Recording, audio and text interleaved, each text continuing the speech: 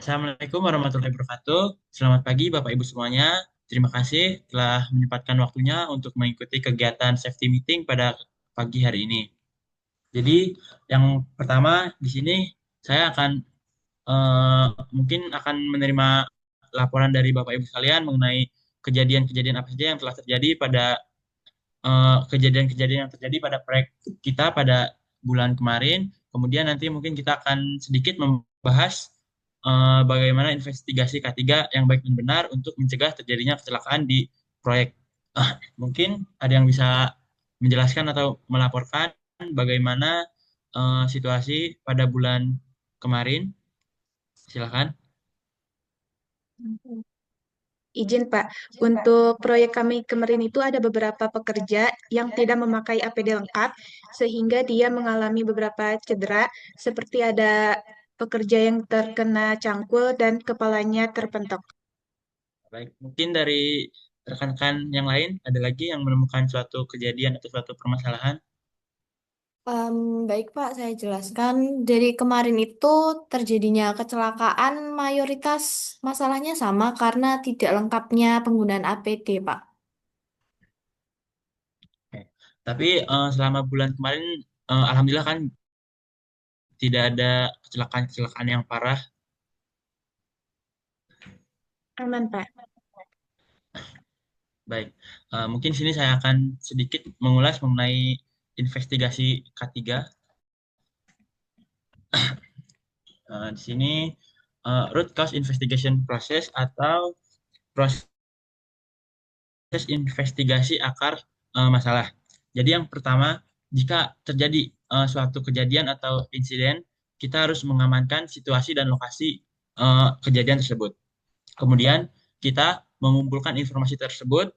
Setelah itu kita analisis informasi yang telah kita kumpulkan.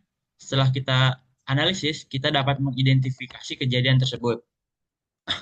Kemudian kita setelah mengidentifikasi kejadian tersebut, kita perlu melakukan penyelidikan terhadap akar masalah tersebut. Setelah setelah kita selidiki, kita identifikasi kembali temuan dan memberikan rekomendasi. Kemudian kita perlu membuat suatu laporan untuk laporan tersebut untuk kita implementasikan dan rekomendasikan agar tidak terjadi kecelakaan atau insiden-insiden di lapangan untuk keesokan harinya. Eh, di sini saya akan jelaskan. Di sini ada klasifikasi kecelakaan yaitu FAC, First Aid Case, yaitu di mana korban mendapat pengobatan P3K. Kemudian ada MTC yaitu Medical Treatment Case, yaitu korban mendapatkan pengobatan seperti dijahit dan sebagainya. Kemudian ada RWDC yaitu Restricted Work Day Case, di mana korban harus kerja ringan setelah kecelakaan pada giliran kerja berikutnya. Ada juga LTA yaitu Lost Time Accident, di mana korban tidak bisa bekerja kembali pada giliran kerja berikutnya. Dan yang paling parah dan yang paling terakhir itu uh, klasifikasi kecelakaan fatal atau korban meninggal akibat kecelakaan. Nah, di sini ada rasio kecelakaan. Satu itu cedera serius, 10 cedera minor, 30 kerusakan barang, 600 itu insiden tanpa cedera tanpa kerusakan. Di sini ada standar program, apa yang harus dilaksanakan, frekuensi pelaksanaannya bagaimana, setinggi apa kualitas yang dituntut, kemudian siapa yang harus melaksanakannya, di mana hal itu dilaksanakan, catatan apa yang harus dibuat, serta apa saja yang harus direview. Di sini kita perlu menerapkan standar yang harus kita taati atau standar yang dibutuhkan. Yang pertama itu penyebar luasan standar agar semua mengetahui, kemudian dibahas standar tersebut kita perlu bahas kembali dan diperbaharui sesuai tuntutan operasional. Kemudian pengukuhan untuk kerja, pendidikan ulangan pada hal-hal yang tidak tercakup atau terlewat, dan penerapan hukuman secara progresif. Kemudian untuk menyelidiki insiden, apa saja yang perlu kita selidiki? Yang perlu kita selidiki yaitu seluruh kecelakaan harus diselidiki penyebabnya. Mengapa? Karena hal tersebut dapat mencegah terjadinya kembali insiden tersebut agar tidak terulang kembali. Kemudian untuk meningkatkan pengelolaan K3, di mana harus menekankan K3 bagaimana prosedur standar pelatihan K3 perlu adanya juga dimodifikasi. Kemudian apa yang harus dihindari? Nah, di sini memblem kar- karena bisa kontraproduktif. PWSK 3 harus pintar untuk mencegah attitude seperti ini berkembang. Pengawas lini harus diberikan keahlian untuk mewawancara teknik yang baik tidak menyebabkan pekerja tidak bertahan dan bisa memberikan info. Kemudian bagaimana kita melakukan penyelidikan atau investigasi dalam hal menginvestigasi insiden tersebut. Insiden di lapangan. Yang pertama kita menentukan fakta. Kita harus segera sebelum situasi berubah, yaitu saksi perubahan operasi, cuaca, lupa detail sebelum terlanjur didiskusikan untuk mengubah alibi penyembunyian fakta. Kemudian kita perlu mewawancarai pekerja yang cedera. Kita tanya mereka apa yang dikerjakan, bagaimana dia bekerja, bagaimana dia berpikir, bagaimana dia pikir kecelakaan bisa terjadi. Eh, Kemudian biarkan mereka menceritakan tanpa interupsi. Hal ini membuat mereka rileks dan mungkin mereka bisa menceritakan tanpa adanya tekanan atau rasa canggung atau kemudian kita wawancarai saksi. Pastikan di suatu kejadian tersebut pasti ada tidak sendirian ya. Kalau di lapangan pasti ada orang lain yang mungkin melihat dan bisa menjadi saksi. Nah, kita coba tanya mereka, wawancarai mereka. Wawancara saksi secara terpisah untuk mencegah terpengaruh dari cerita saksi yang lain.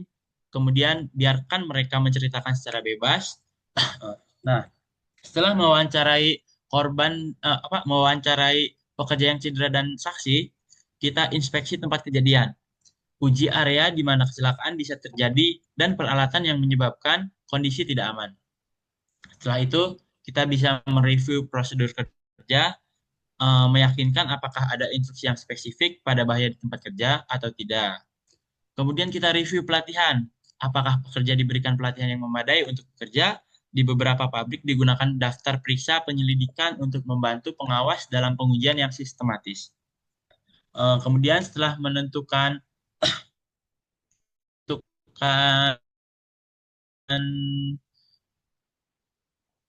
fakta, kita tentukan juga penyebabnya.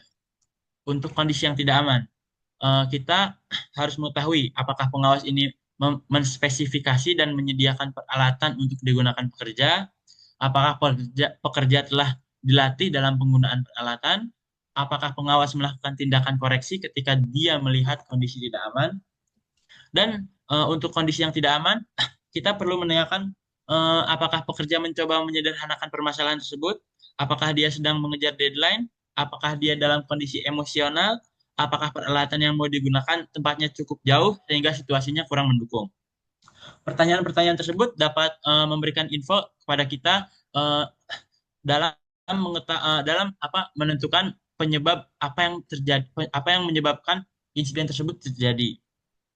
Kemudian kita tiga yaitu membuat rekomendasi, di mana kombinasi dari beberapa faktor bisa saja menjadi penyebab terjadinya suatu kecelakaan. Ketika membuat rekomendasi, kita perlu meyakinkan orang yang bertanggung jawab melaksanakan rekomendasi tersebut sudah ada atau tidak, kemudian target penyelesaiannya, bahwa rekomendasinya apa yang harus dikerjakan pengawas dan bukan pekerja. Kemudian kita hindari operator, harus berhati-hati, lebih baik pengawas yang akan mendiskusikan cedera dengan operator dan mengingatkan mereka akibat yang akan terjadi. Step keempat yaitu mengkomunikasikan hasil. Hasil yang telah hasil yang telah kita dapatkan harus dikembangkan. Metode mengkomunikasikannya yaitu ke semua pekerja sehingga mereka bisa menarik pelajaran seperti fakta, penyebab mendasar, pelajaran yang bisa diambil, serta pencegahan dan koreksi. Selain itu, pengawas harus meyakinkan bahwa rekomendasi sedang dilaksanakan dan berjalan sebagaimana mestinya.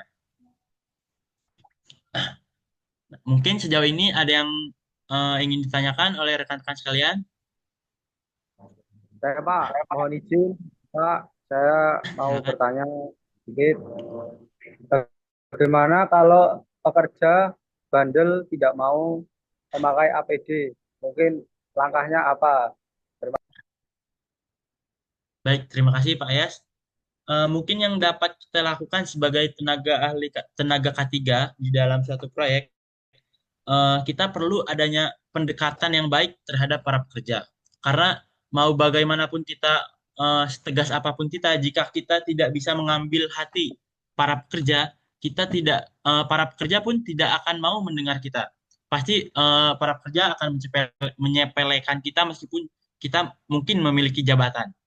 Jadi mungkin yang dapat dilakukan itu, eh, kita harus menegur atau memberitahu pekerja dengan cara yang baik, dengan cara yang ramah. Kemudian di luar itu kita harus melakukan pendekatan, supaya supaya apa? Supaya para pekerja eh, mau mendengar, dan mungkin dengan adanya hubungan yang dekat dengan kita sebagai tim K3, pekerja akan sadar sendirinya, apa, dengan pentingnya keselamatan penggunaan APD. Mungkin itu bisa diterapkan di lapangan untuk kedepannya, Pak. Gitu. Mohon izin lagi Bapak bertanya, ini kalau inspeksi jadwal Baik, inspeksi pekerja, nah itu kita menginspeksi pekerja setiap hari atau seminggu sekali ya Pak? baik. Terima kasih atas pertanyaannya kembali, Pak Ayas. Pak Ayas ini mungkin sedang kritis-kritisnya ya, banyak pertanyaan. Jadi untuk inspeksi dari tim K3 sendiri, kita lakukan itu seminggu sekali, Pak. Jadi dalam seminggu sekali itu kita pasti mengadakan inspeksi ke lapangan langsung, bagaimana situasi di lapangan, apakah terjadi kecelakaan yang parah atau tidak ada kecelakaan. Nah, jadi dalam seminggu sekali itu kita pasti harus melakukan inspeksi di lapangan, gitu. Cukup? Sudah cukup Pak, ini Pak, ini soalnya mau lanjut kerja ini Pak. Baik, mungkin sampai sini yang dapat saya sampaikan. Terima kasih atas pertanyaannya, atas waktunya, Bapak Ibu sekalian. Kurang lebihnya mohon maaf. Sampai ketemu di safety meeting bulan depan. Wabillahi taufiq wal hidayah. Wassalamualaikum warahmatullahi wabarakatuh. Terima kasih. Waalaikumsalam. Waalaikumsalam warahmatullahi wabarakatuh. Terima kasih, Bapak.